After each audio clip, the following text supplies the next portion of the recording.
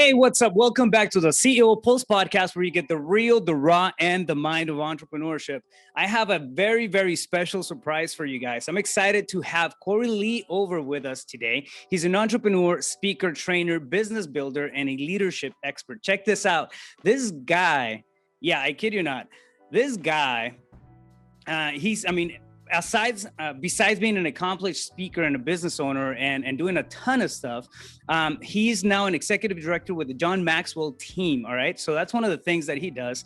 And I mean, just the basis of everything that he's doing right now, as far as a business and the stuff that he's done in the past in partnership with his wife. I mean, it's truly amazing. I'm very, very blessed to have Cory Lee with us today, and I can't wait to pick his brain. I mean, we were talking a little bit about leadership and just entrepreneurship before we clicked on that record button. And I mean, I think I'm overly excited about this, but it's meant to be that way, I guess. So welcome to the show, man. Thanks for stopping by. Thanks, Rafael, man. I am excited. I love talking leadership and entrepreneurship. So we probably better put a timer on it, because I feel like you and I could talk about this topic all day. So I'm really excited about it. I appreciate the opportunity. Oh, you know it. Thanks so much. So yeah, I mean, I know I have, I mentioned a couple of things that you're doing, but you have your hands in a couple of different things right now, business wise.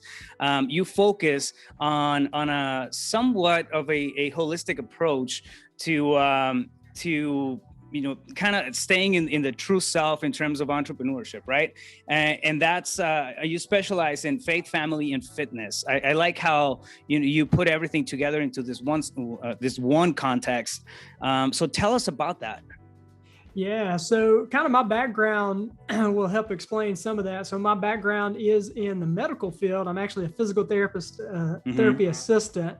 I do the speaking, coaching, training, develop leaders, all of that. Love that right now, but that is my background. And in a 5-year period of time, my wife and I, we opened up 2 physical therapy clinics, 4 gyms, had 3 kids, sold all the businesses, and then I transitioned out and kept all the kids, right? Sold all the business, kept all the kids, transitioned into doing what I do now. And really what I found, Rafael, was that as we were building those businesses, I loved it, right? I loved the business, all that kind of good stuff. But I had allowed myself to get out of alignment with some of the other things that I said were important to me. I said they were important to me, but I allowed them to get out of alignment. And I can remember one day I was going to go do our CrossFit gym. So kind of give you an example, I would go there from 4:30 a.m. to about 8 a.m., and then 8 to 4:30 p.m. for our PT clinic, and then 4:30 p.m. all the way to 8 o'clock at night for the CrossFit. And I was leaving one afternoon about 4:30. I was telling our oldest son good night at 4:30. And he looked up at me and he said, "Daddy, you going to your house?" And it hit me. Oh, wow. At that point that, that I was spending way too much time doing something that I love, but not as much as other things that are more important. So, it took something like that to snap me out of trying to get things back in balance. And you talk about the faith, family, and fitness. I actually created a men's leadership mastermind group around that. It's focused on that. How do we continue to grow our businesses, but not at the expense of other things that are important to us? And it's just been part of my journey, right? So I love helping other entrepreneurs and leaders kind of go through that too. Man, and I think, you're tapping into something very important here, and I think it's crucial, right, to realize what's important to us in the first place, to launch anything, to get into a new venture, to start a new business, to whatever. We have that tenacity to kind of just keep going and going and going, and then have 1,000 ideas in our head, and then caught up in the moment of those ideas, and then lose track of everything else, lose track of everything that matters. I personally have been there. I've lost track of time. I've spent, I even had I went to the point where it got, now I think it's bad, right? I didn't used to think this was bad, but we went as far as me having a name for this thing. And I was in work mode. Like, I would have conversations with my wife and my kids, and like, "Oh, Dad, are you on work mode?" Work mode meant that I was pretty much, just caught up in my stuff. in my head and then doing my thing. But I mean, I was neglecting the stuff that really mattered. In my head, I was doing everything, for a greater purpose, right? Family. But it's not, I mean, is it really? Do they see it that way? It's a reality check when it lands, and definitely, getting called out and you're gonna go to your house, like, holy crap, is he talking about my office? Yeah, that's right. It's nothing like a 5-year-old calling you out, right? Oh yeah, yeah. Well, you mean they say drunk people and children never lie, right? But yeah, there you go. so it definitely can be an awakening. Wow, man. So you have well, tell me, let's bring it back a little further. Tell me about your background as an entrepreneur. How did you get started in business? And then how did it, I mean, you ended up focusing in the fitness that kind of led you, a couple of different ways, right? In faith and family, realizing those priorities and establishing those. Tell me about your background, and then in terms of as how you got started as an entrepreneur and how everything evolved into the leadership role that you now carry. Yeah, so a lot of that was just daydreaming for a long time. So I'm a physical therapist assistant, so I was out working, and my wife, she's still in college. She's a physical therapist, and there were times we would be on the weekends, or we'd just be driving around town, and we'd say, wouldn't it be cool? Like, wouldn't it be really cool if we owned our own PT clinic? And wouldn't it be even cooler if this PT clinic also had a gym, to where we weren't only just doing physical therapy type stuff, but we were truly making an impact in people's lives and their health, and impacting the community? Wouldn't that be cool? And it really just started out as an idea, and the idea kind of kept coming back, and we toyed with the idea of, can we do that? Is that something we can do? And then finally, we put the how in front of the can I. How can I? And once we put the how in front of the can I, it triggered that creative use of our imagination. And to be honest with you, a lot of it was out of ignorance. We had no idea what we were doing, right? I mean, we built a physical therapy clinic in a town of 1,100 people. I know you're in Phoenix. I'm saying 1,100 people. Okay. So yeah. So 1,100. When we sold that PT clinic, we were billing out over $2 million a year in a town of 1,100 people. And I hope that encourages anybody that's listening, that we didn't know what we were doing. You don't have to be perfect to get started. We had no idea. And we never imagined from the beginning that it was going to look like that. We just got started. We started with what we knew and what we wanted to do. We started with the dream and figured out, how can I? What's the one thing we know we can do? And we just started there, and it kind of grew from there. So it's pretty cool to see how things, thoughts become things, right? I mean, I think it's a cliche at this point, but they really do. You have to start with an idea somewhere, somehow, and then start the notion that we got to have everything figured out as far as a whole blueprint holds a lot of people back. And especially during the startup stage, especially when it's risky, right? At the very beginning, I think we all start with this euphoria, this stage of euphoria, and we start to visualize and pull out spreadsheets and napkins and start doing calculations. I need this, and then if I get 5 clients, I'm gonna have this amount, and then I can buy a boat, or something like that. It goes along those lines. But I think that period of euphoria does not last long enough, oftentimes, to sustain the effort. And it's very important to just get to it. I mean, you have an idea. You did something very, very impressive here, which is, put the how in front of the whole thing, right? You have this vision. All right, now let's get to work and put some elbow grease into this puppy and figure out how we can do things, and got to action. And action, I think, it's the, there's nothing. I mean, if you don't pick up a hammer and start swinging it, no homes are going to be built. And it's important to do it while we're in that high euphoria stage, because then we'll get hit with this realistic stage where you're like, oh, you got bills and you got payments. Oh, you know what? It seems too daunting. But at that point, you start losing all the excitement before you even get started. So So it's pretty it's pretty cool to see when, you know, something goes into action right away. So how did that go? I mean, you started, like, I mean, obviously crushing it. You're breaking mills in a small town. That's I mean, that's pretty impressive on its own. How long did that last, and then what led you to eventually just decide to move on to something else? Yeah, so we, you know, we got started. We again, very small town, and I think the heart of what you're doing is key as well. Like we never set out to be rich, right? To make tons of money. That's a can be a byproduct, right? Our heart was to impact the lives of other people and make an impact in a community. That was our heart.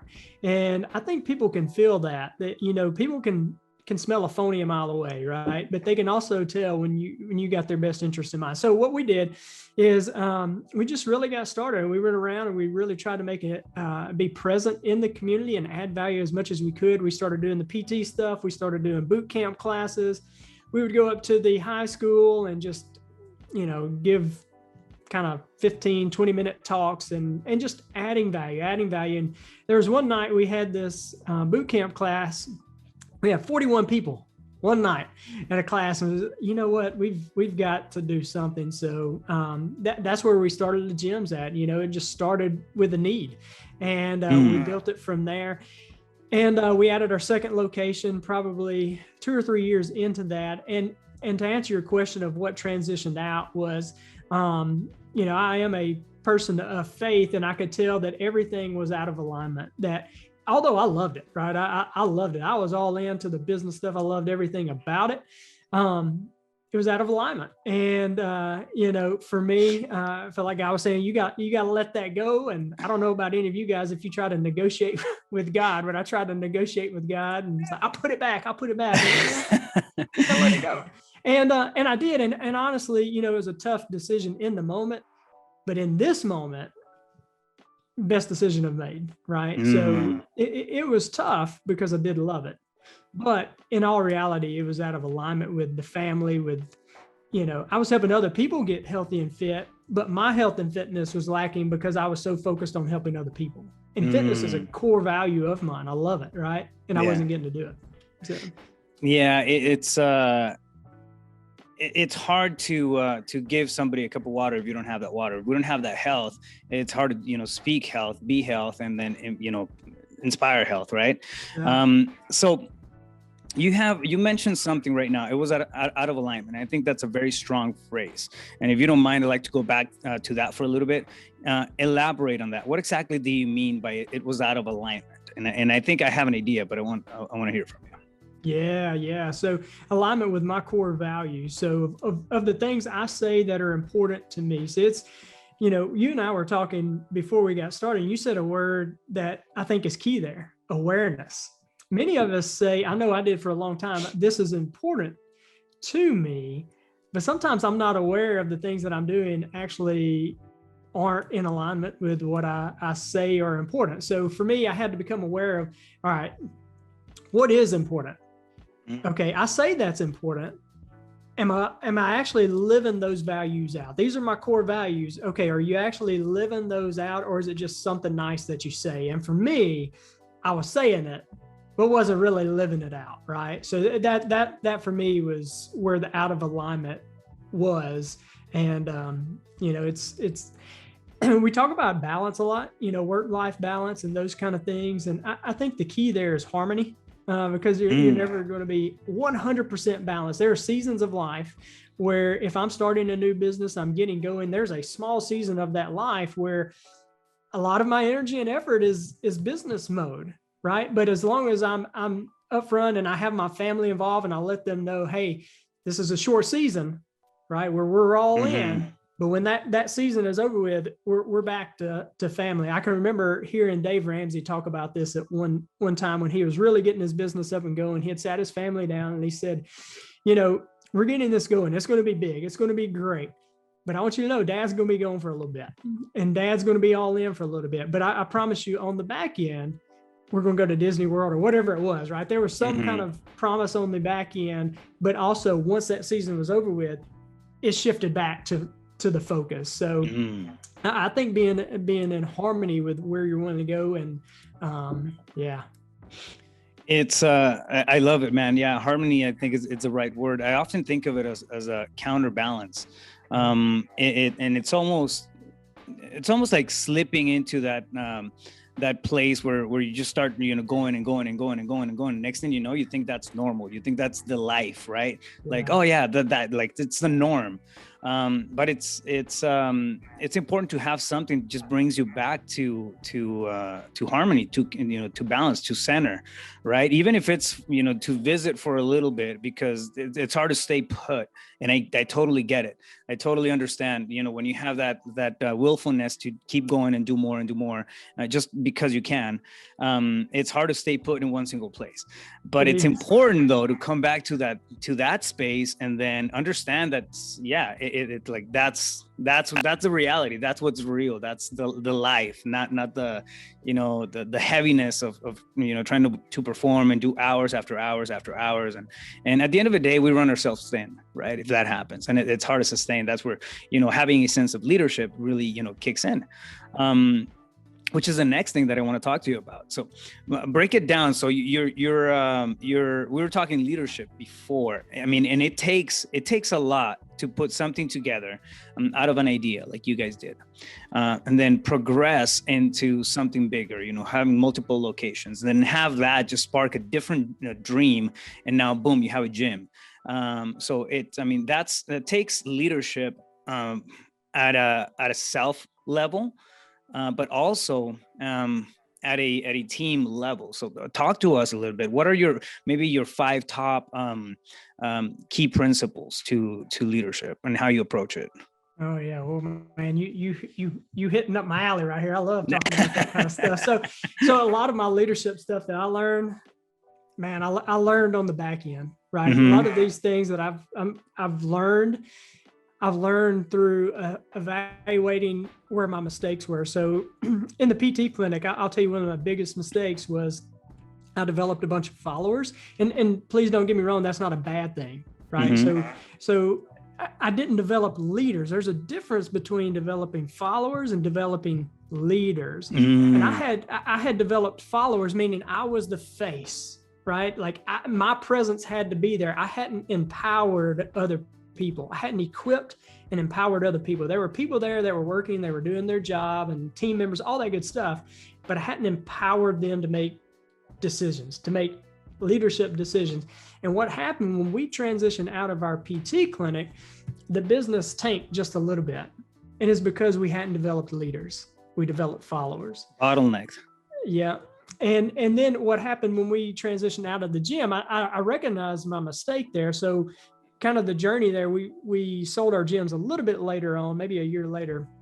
And the journey was a little bit different. So early on, I had realized, after getting called out by a 5-year-old, that I need to find some people to help me out. So a couple of the members, I got them trained up to coach some classes.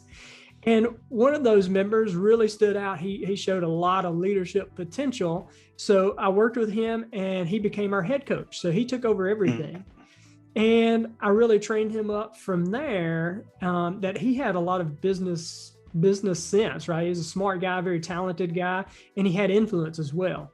And so when we got ready to transition out, I sold the business to him, and the business continued. Actually, it went up. It grew whenever he transitioned in. And that's what happens. That's the difference between developing followers and developing leaders.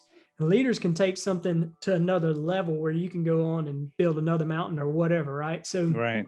That's one of the biggest lessons I learned, was the difference between developing followers and developing leaders. And just a quick clip into that. A lot of times when you develop followers, what you do is you have a desire to be needed. Like I loved going to our little Dollar General. You got to have a problem to fix. Yeah. And that's right? Your happy place. Yeah. 100%. But when you develop leaders, you have a desire to be succeeded. You want people, you're climbing down the mountain and say, hey, come up here and check this view out. And if you go climb a higher mountain, I'm cool, because I want to continue climbing mine. I'm going to pull people up. But I also found that leaders who develop followers, they spend their time with the bottom 20% of people. the loudest, the most difficult, and the most complaining. But leaders who develop leaders, they invest their time with their top 20%, because they know by investing in their top 20%, that's going to raise the bar and it elevates everybody else. So those are just a couple lessons I've learned, some the hard way. Oh, I love it. I love it. It makes so much sense. I mean, it's really the way to well, one, I think contributing is not only in happens at a financial level, right? It happens at a intellectual level, emotional level, at a mentoring level. And I think that's one of the best ways to do it, to grow people from within our companies or organizations. I mean, they're already in there. So, you know, why hold people back? A lot of times I see this happen, especially with, I've come into business as a consultant, and, you know, they don't want to give too much training, or they don't want to empower the team because they're going to leave. You know what? If they leave, they leave. That's fine. If they leave, you know, it's not the right person for you in the first place.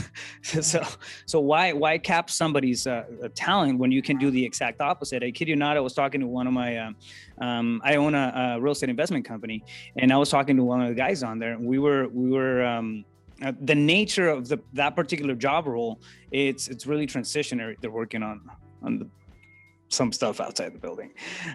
You see it on the background.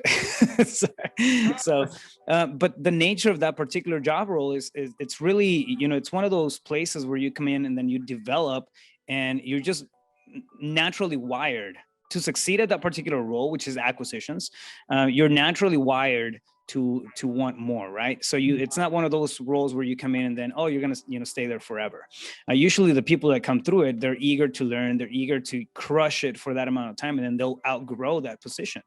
And they move on to something else. They move on to having their own business, their own company. I know because I was there. And I've, you know, come across countless acquisitions, you know, guys that usually roll that way. It's just the behavioral tendency that carries that, that gravitates that type of people, right? So I was talking to this guy, and he's one of my guys, and he's doing really good and everything, and he's like, yeah, man, I mean, I'm really grateful about the opportunity and this and that, and I don't even know how it happened, but we went into this tangent where I told him, you know, that there's a point where if you feel like you're outgrowing the process, you're outgrowing the company, by all means, let me know what I can do for you to help you, you know, get better, get bigger, get, you know, reach the life that you want to reach. You're not working for me. Like, nobody's working for me. I think everybody works for themselves in the first place. We're just, you know, vehicles, we're vessels. And at any point in time that may change, right? So empowering somebody, making an impact in their life, just like you did with him. I mean, I think that's really like one of the biggest blessings that we can have as entrepreneurs. And then, you know what? We may reach a point where we're like, you know what? It's not that I can't do anything bigger with what I have here, but I feel like doing something else. And you hand that over, and somebody, you know, just crushes it there. They double that and they do way better than you would ever have done, just because your interest is not there. You move on and you do something else, you know, scratch a different itch. But yeah, it's really like that. I think that's how it goes. With most companies, or at least, and it doesn't matter the size, right? The scale, if it's a big company, a small company, if the culture is built that way, people are going to put a lot more effort into it. Yeah. And a lot of buy-in, you know, at a personal level. So, you know, just to kind of add to what you're saying right there, only when you're secure in your leadership will you truly empower. And it's only when you're secure that you will empower other people. If you're not secure in your leadership, you'll hold on to power, and that's not real leadership. And you're doing exactly what you say is, we cap people, we cap our team, and we cap other people when we don't empower other people. Yeah, no, absolutely agree. I love it, man. So the idea of entrepreneurship, right? It's almost a dream to some people. It's a living, you know, day-to-day reality to other people. What do you think makes the difference between how you approach it, how you jump into it, and how you actually, you know, let go of whatever you're holding on to as far as fears, and then jump into it head on? Yeah, so I've seen a lot of people hang on to that ledge really long. They'll dip their toe in the water. Ooh, I don't know. And honestly, they're just afraid of uncertainty. And, they've gotten used to a certain lifestyle. I mean, anybody who's jumped into entrepreneurship, we understand the fear, and it's not like that we lack fear. It's that we understand that there is something greater that's possible, right? Yeah. And I think a lot of people are just afraid to let go of what's comfortable. We talk about the comfort zone and stepping out of your comfort zone, and that growth happens outside of the comfort zone. In reality, that comfort zone is not very comfortable. It's just familiar. That's really what we're familiar with. And, you think about, we talk about mindset a lot, that, this goal, this vision, this dream, this idea that you have, well, there's no certainty, that there's no evidence to prove that you'll achieve it. Mm-hmm. Well, this fear of failure, there's also no proof. There's no evidence. You're in the same boat. Yeah. Yeah. Right. So there's no proof either way. At least if I try for this, I can eventually prove it to be true or false. This I'll never be able to prove, right? If it was actually truth. So yeah. Well, it happens that there's fear of failure, but I think there's also a big degree of fear of success. And at least in a lot of the conversations that I've had, right, of people holding on or doing, analysis paralysis, and then working on a business plan for a year and a half, and doing all the strategy layout, and then the market research, but never taking the action, never actually, they're polishing the gun, but they're never shooting it. And I think a lot of it is because of, fear of failure is one thing. I mean, nobody likes, for the most part, right? Like to be rejected and whatnot.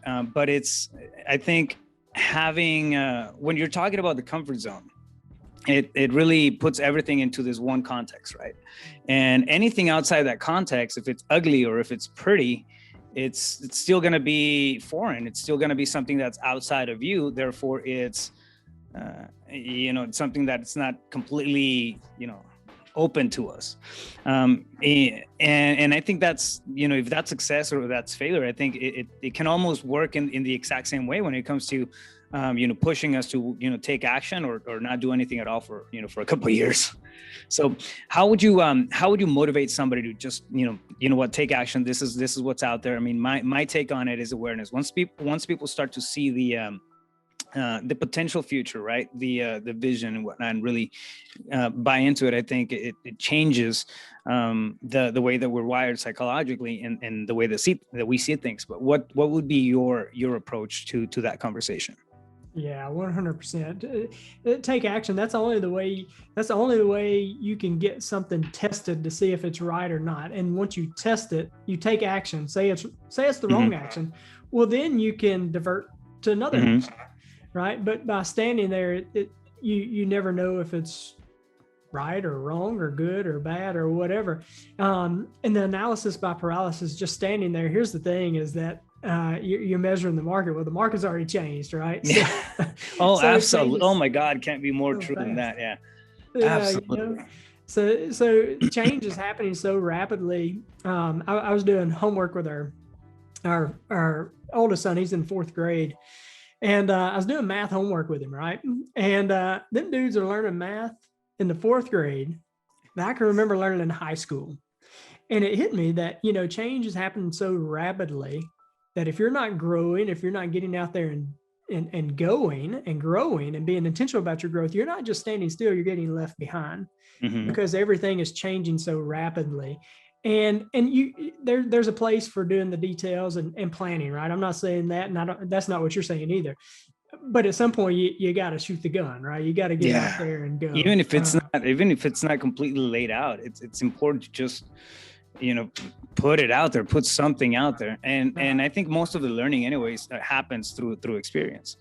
I think every journey begins with this idea, right? It starts in the mind, and then we have our own mapping of whatever the outcome is going to be. Reality is a lot different. I mean, I can't tell you one single time where I've made plans and they worked out 100% the way that I thought they would. You know what I mean? It's the same thing when you're launching a business, when you're breaking into something new.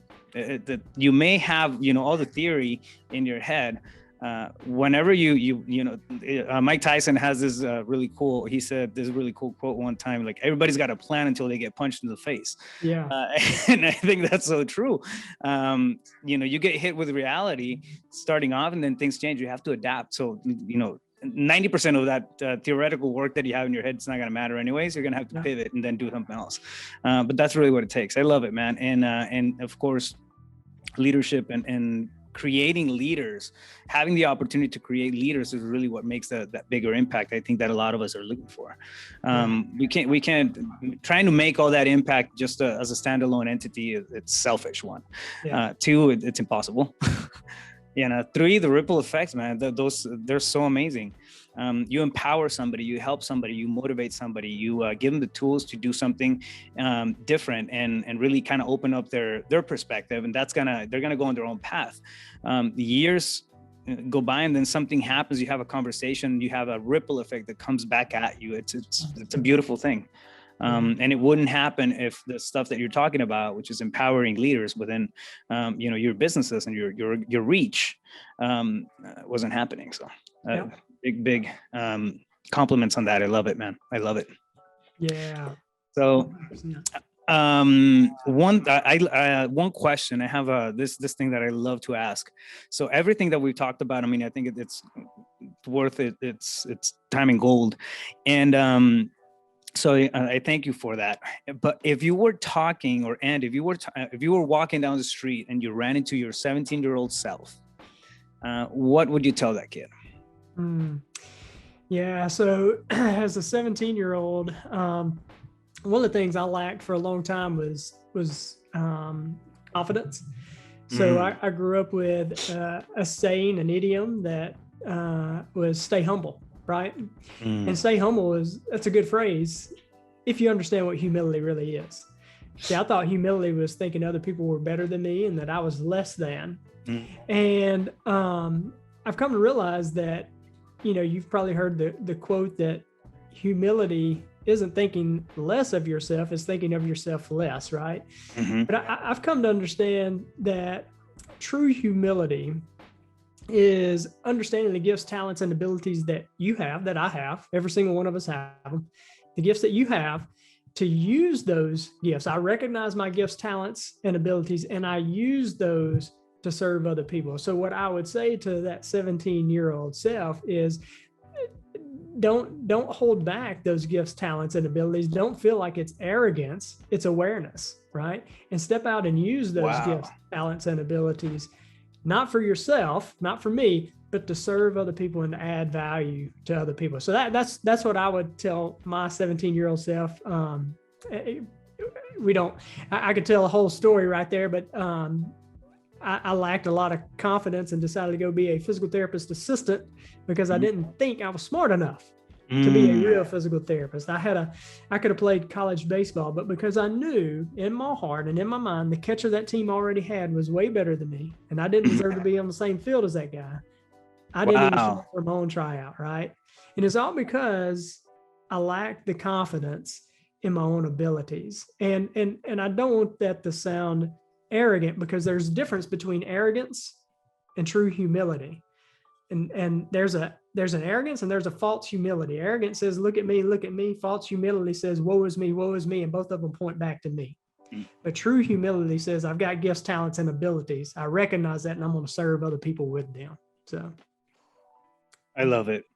Couldn't have said it better myself, man. It's amazing to sit there and then just take an overall snapshot of where we truly stand, right? I call it standing in your truth, and you're doing that to a magnificent level. Compliments on that, man. I appreciate it. So if somebody wants to get a hold of you, Cory, or what's the best way to, if somebody wants to have a conversation, shoot you a DM, or just, curious about what you're doing and whatnot, where can they find you?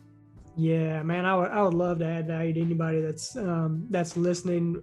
Got some men's mastermind groups that love to serve, or some leadership training in companies, all that good stuff. But I'm on all the social media websites, but I've actually created a landing page specifically for your listeners. And the link is CoryLeeLeadership.com. So CoryLee leadership.com/ CEO. And on there, I've got 2 free downloads for anybody that's interested. One of them is we talked about balance and those kind of things. There's a questionnaire on there just to kind of see how balanced your life is. But then there's another one.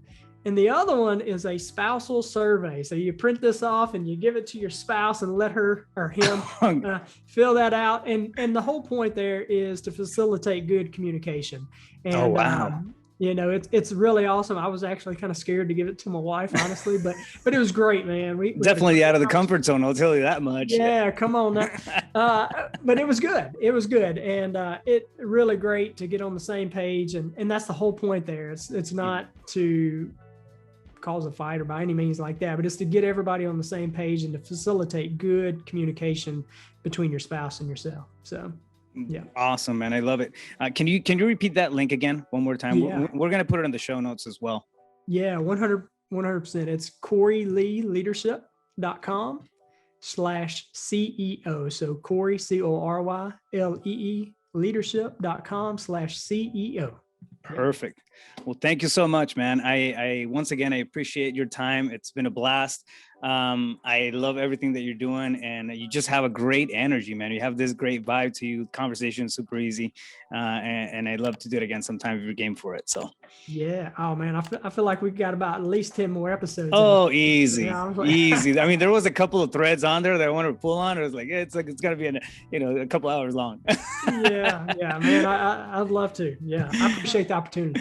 Absolutely, man. Thanks for stopping by once again. Yes, sir. Boom.